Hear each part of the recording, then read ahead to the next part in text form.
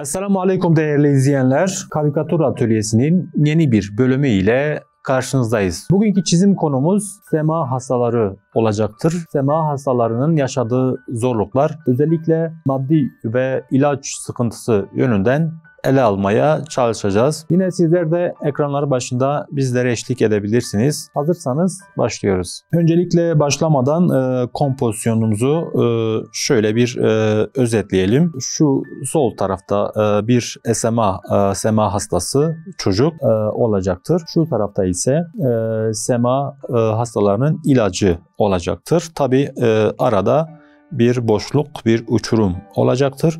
Yani hastaların ilaçlara yetişme noktasında, ulaşma noktasında sıkıntı yaşadıklarını anlatmaya çalışacağız. Öncelikle kağıdımı şu şekilde 2 parçaya veya 4 parçaya şöyle ayırıyorum. Yerleşimi daha iyi yapabilmem için. Daha sonra şu noktaya örneğin şuraya şöyle bir yükseklik çiziyorum. Bir yer düzlemi. Tam onun paralelinde şu noktada şöyle aynı hizada bir yer düzlemi daha çiziyorum. Bunlar yükseklik, şu ortası ise bir boşluk. Şu tarafa ilaç yapacağız, ilaçları çizeceğiz. Şu tarafta ise ilaçlara ulaşmaya çalışan bir SMA hastasını yapacağız. Şöyle başlayalım. Önce tabii şuralar çok ayrıntılı bir durumda değil. Yani ayrıntılı yapmayacağız. Sadece karalayacağız. Şu noktada bizim hastamız olacaktır. Başlayalım. Şöyle ilaçlara uzanmaya çalışan bir çocuk, emekleyen belki bir bebek şeklinde yapabiliriz. Şöyle yapalım.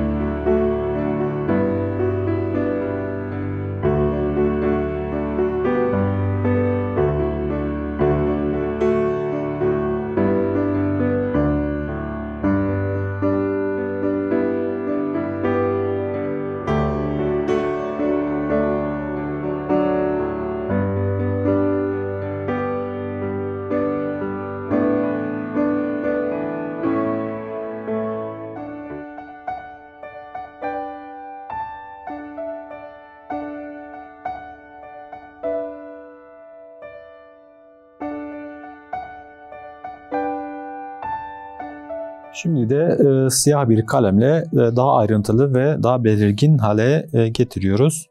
Şöyle başlayalım.